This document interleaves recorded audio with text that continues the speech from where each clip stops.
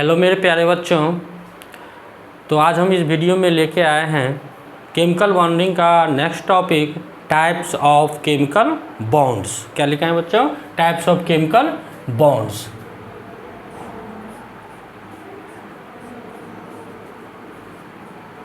Types of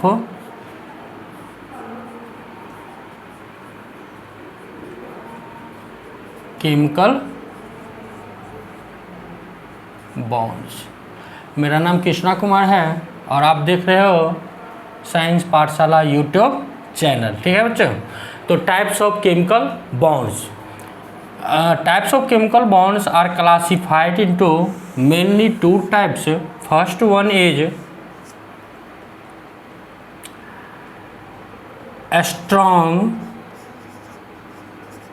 strong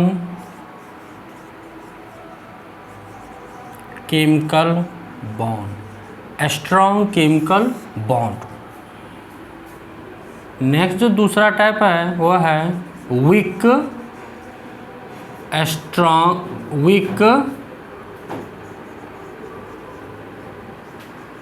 chemical bond.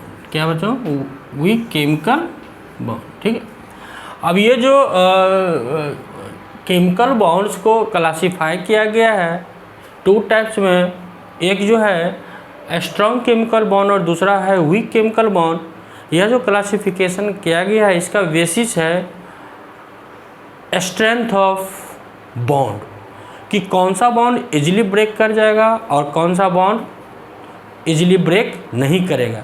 जो easily break नहीं करेगा मीन्स कि जिसको ब्रेक करने के लिए हमको अधिक एनर्जी देना पड़ेगा उसको हम लोग क्या बोलते हैं? Strong chemical bond. और जिस केमिकल बॉन्ड को थोड़ा कम एनर्जी देना पड़ेगा उसको हम लोग क्या बोलते हैं? Weak chemical bond. Further strong chemical bonds are classified into various type. First one is ionic bond. This is also known as electrovalent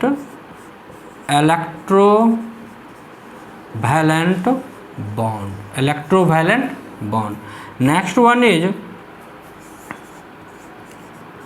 covalent bond.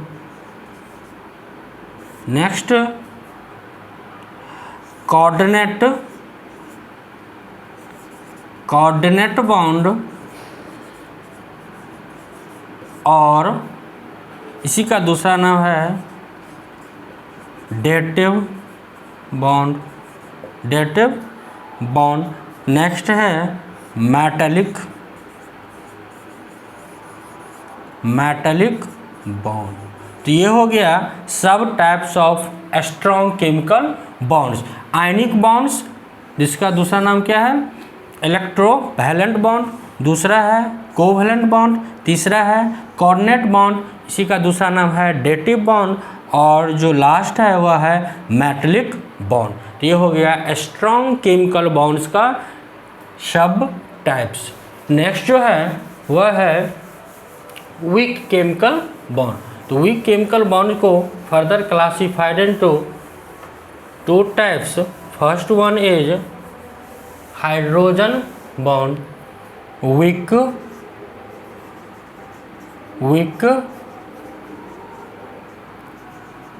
Chemical bond. Weak chemical bond classified into hydrogen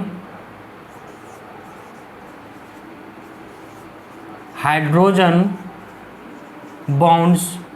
Hydrogen bonds are further classified into two types: intermolecular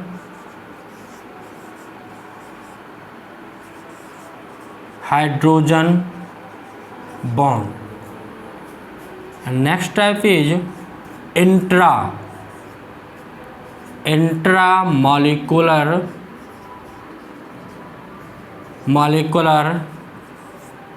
hydrogen bond. ठीक है बच्चों। Next जो इसका type है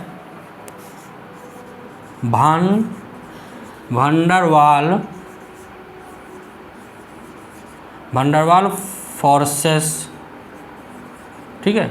तो ये जो week chemical bond है जिसको हम लोगों को ब्रेक करने के लिए कम एनर्जी देना पड़ता है, उसी को हम लोग क्या बोलते हैं, वीक केमिकल बॉन्ड, जो इजीली ब्रेक हो जाता है, ठीक है। तो ये है हाइड्रोजन बॉन्ड, जिसको further classified into two types, intermolecular hydrogen bonds and intramolecular hydrogen bonds. Next है वंडरवाल फोर्सेस, ठीक है बच्चों। तो इस तरह ये क्लासिफिकेशन केमिकल बॉन्ड्स का हुआ, ठीक है। तो अब हम लोग वन बाय वन डिटेल्स में इसका हम लोग स्टडी करेंगे, कॉन्सेप्ट को अच्छी तरह से समझेंगे। तो हम लोग फर्स्ट देखने जा रहे हैं आयोनिक बॉन्ड। क्या बच्चों? Ionic bond. This ionic bond is also known as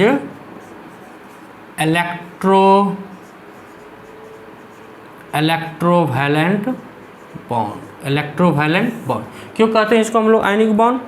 इसलिए हम लोग इसको आयनिक बॉन्ड कहते हैं क्योंकि यह जो बॉन्ड्स होता है आयंस के बीच में बनता है, इसलिए इसका नाम क्या है? Ionic bond. इलेक्ट्रोवैलेंट हम लोग इसको इसलिए कहा जाता है कि यह जो बॉन्ड है वह आयंस के बीच में क्या होता है? अट्रैक्टिव फोर्स लगने के कारण होता है, इसलिए इसको हम लोग क्या बोलते हैं? इलेक्ट्रोवैलेंट बॉन्ड, ठीक है। तो आयनिक बॉन्ड जो होता है इसका हम लोग अगर डिफाइन करें तो क्या होगा? Ionic bond is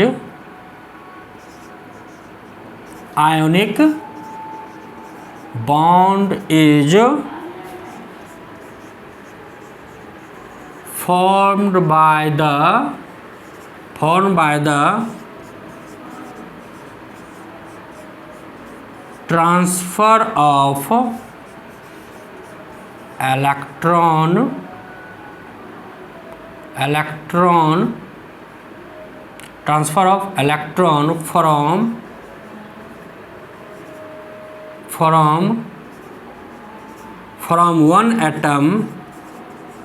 from one atom to another atom।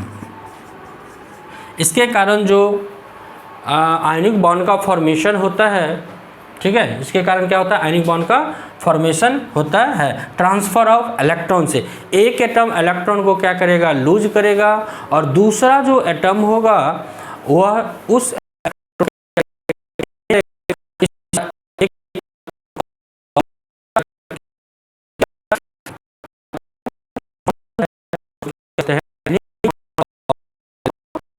Bond.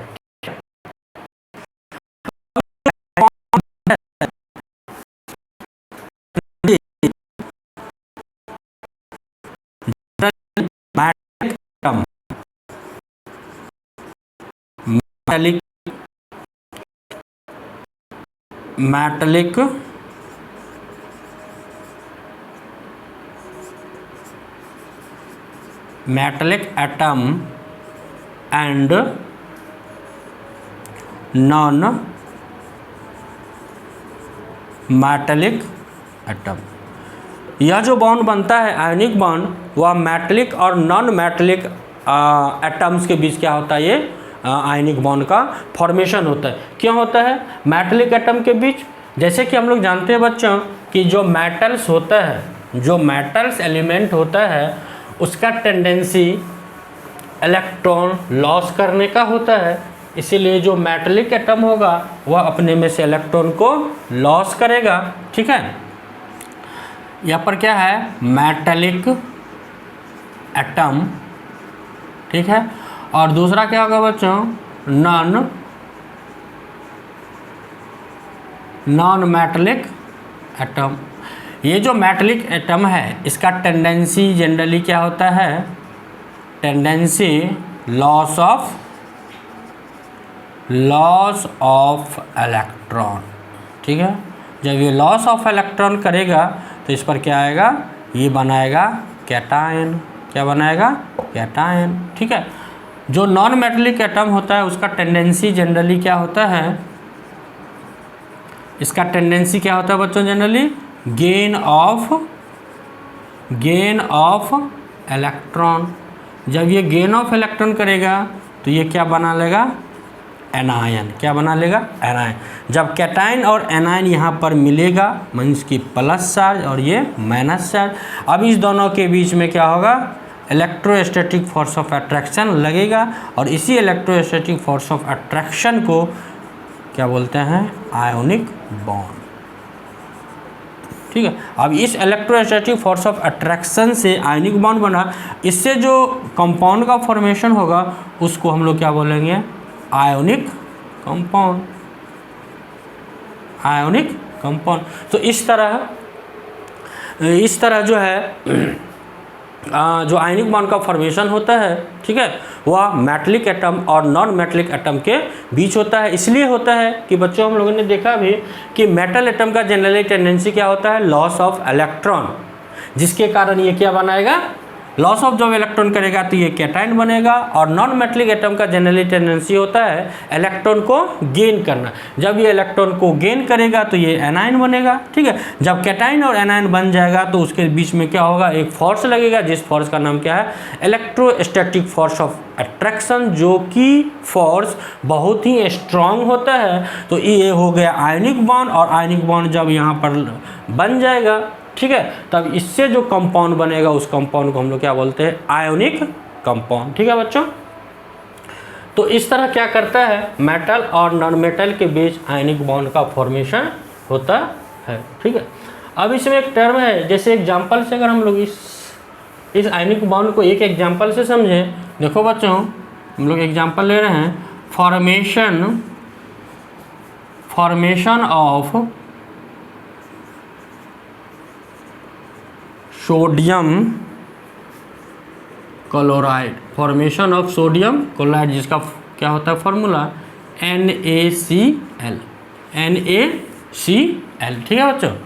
अब देखो क्या है, ये N एटम है, सोडियम एटम है, गैसियस फॉर्म में है। ये इलेक्ट्रॉन को क्या करेगा, लॉस करेगा, तो ये Na+ ये हो जाएगा और एक इलेक्ट्रॉन को क्या किया, लॉस कर दिया। ठीक है बच्चों। इस सोडियम का जब ये न्यूट्रल स्टेट में है, ठीक है, तो ये इसका जो इलेक्ट्रॉनिक कन्फिग्रेशन होता है 1s2 2s2 2p6 और 3s1। ठीक है, समझ में आ रहा है, 1s2 2s2 2p6 और 3s1। जब ये इलेक्ट्रॉन को एक लॉस कर देगा, कैटायन मीन सोडियम कैटायन बना लेगा, तो इसका इलेक्ट्रॉनिक कन्फिग्रेशन अब क्या हो जाएगा, 1s2 2s2 2p6। ठीक है।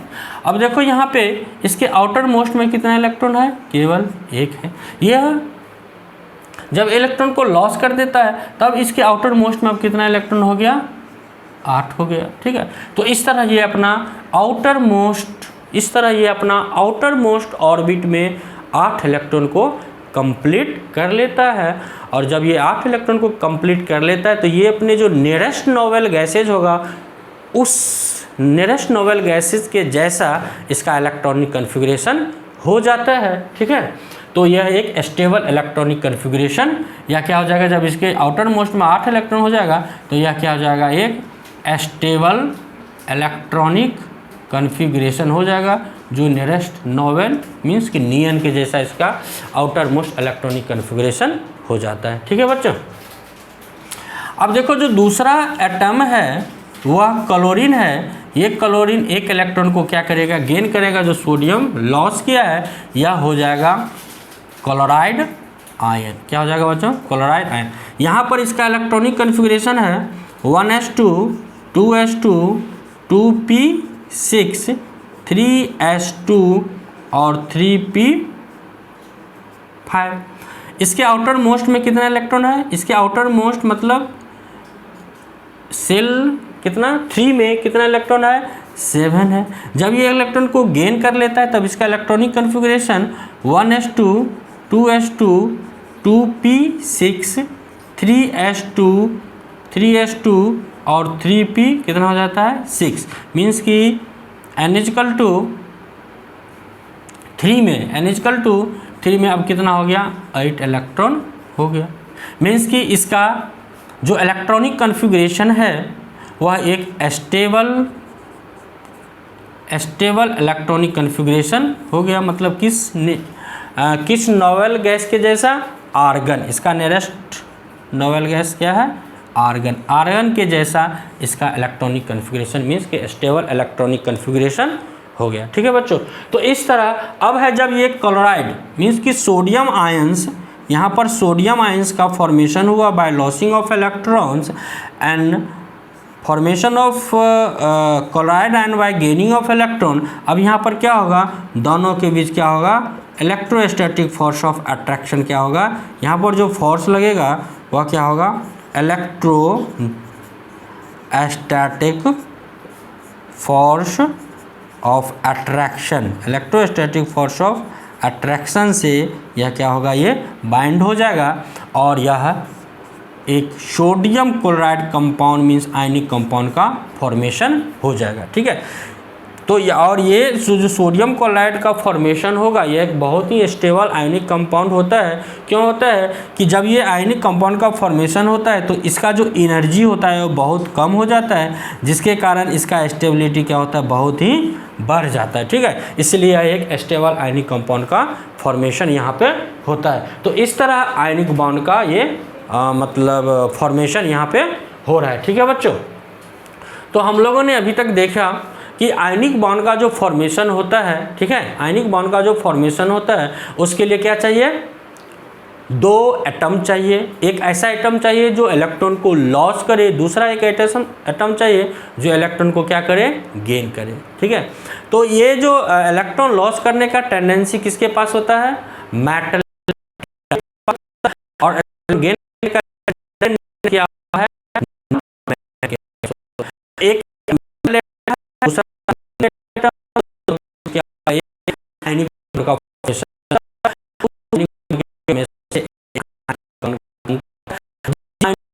का एनर्जी बहुत कम होता है और स्टेबिलिटी सबसे ज़्यादा होता है। तो इस तरह आयनिक बॉन्ड का फॉर्मेशन होता है। ठीक है बच्चों, अब हम लोग देखेंगे इसमें एक टर्म है इलेक्ट्रोवैलेंसी। क्या होता है, इलेक्ट्रोवैलेंसी। ठीक है बच्चों, तो इलेक्ट्रोवैलेंसी क्या होता है, electrovalency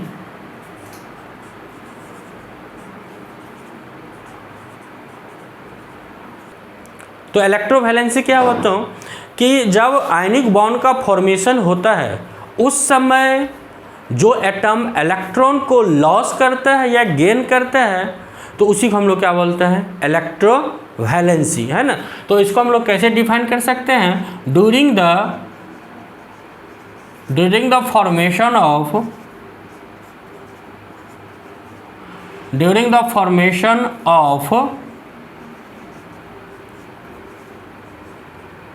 ionic bond, the number of electrons losses or gains by an atom is called its electrovalency. समझ में आ रहा है बच्चों, इलेक्ट्रोवैलेंसी का मतलब हो गया जब आयनिक बॉन्ड का फॉर्मेशन होता है तो उस समय जो एटम्स, कंबाइनिंग एटम्स है, वह कंबाइनिंग एटम क्या करता है, इलेक्ट्रॉन को लॉस करता है या इलेक्ट्रॉन को क्या करता है, गेन करता है। तो उसी इलेक्ट्रॉन को लॉस और गेन को हम लोग क्या बोलते हैं, इलेक्ट्रोवैलेंसी। ठीक है बच्चों, तो ये जो होगा इलेक्ट्रोवैलेंसी, इसमें क्या होता है, एक होता है इलेक्ट्रोपॉजिटिव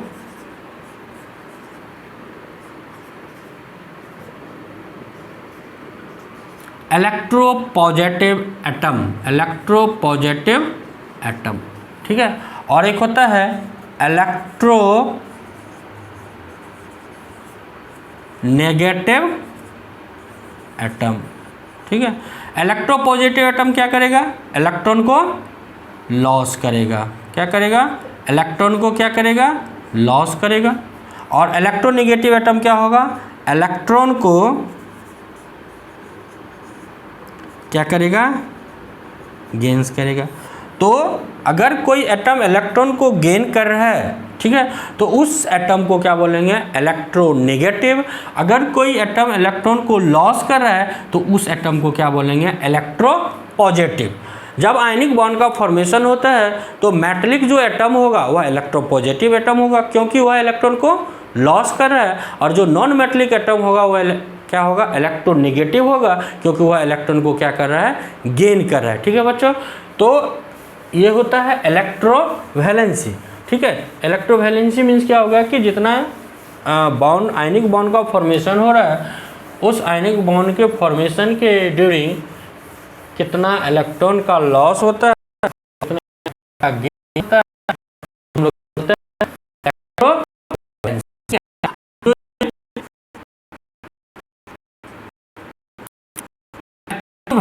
होगा equal to the number of unit